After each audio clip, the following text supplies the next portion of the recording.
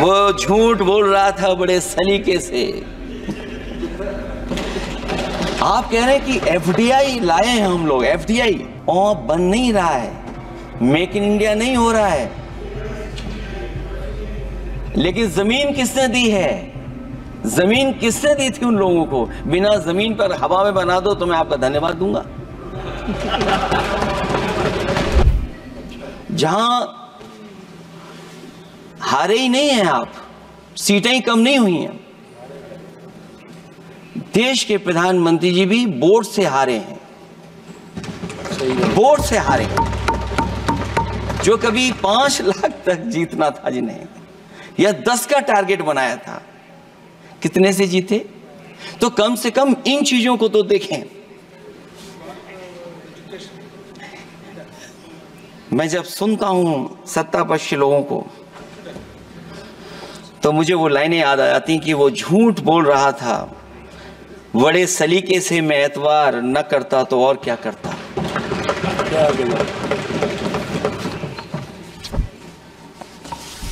मुझे याद है कि देश के प्रधानमंत्री जी ने जनकपुर में एक झंडा दिखाया था और उस बस में 35 लोग बैठ करके अयोध्या आए थे। सभापति महोदय, उस समय भी मैंने मांग की थी कि जहां से जनकपुर से यात्रा शुरू हो रही है और अयोध्या तक बस से लोग आएंगे तो पता नहीं कितने घंटों में आएंगे।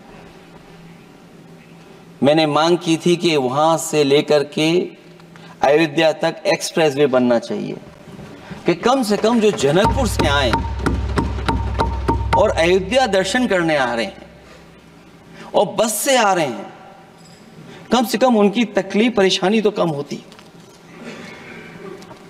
जो आप कहते हैं कि एफडीआई बहुत आया है, मैं अभी सुन रहा था, कहा कि टेलीफोन बनने लगे। टेलीफोन बन नहीं रहे हैं, मोबाइल बन नहीं रहे हैं। वो समाजवादी पार्टी के समय पर नोएडा में जो इंडस्ट्रियल पॉलिसी थी, इलेक्ट्रॉनिक पॉलिसी थी, उसके तहत आई थी। वो इंडस्ट्री जितनी आई है उस समय उस पॉलिसी के तहत आई और बन नहीं रहा है, मेक इन इंडिया नहीं हो रहा है। लेकिन जमीन किसने दी है? जमीन किसने दी थी उन लोगों को? बिना जमीन पर हवा में बना दो तो मैं आपका धन्यवाद दूंगा। उस पॉलिसी के तहत वो झूठ बोल रहा था बड़े सलीके से। आप कह रहे हैं कि एफडीआई लाए हैं हम लोग, एफडीआई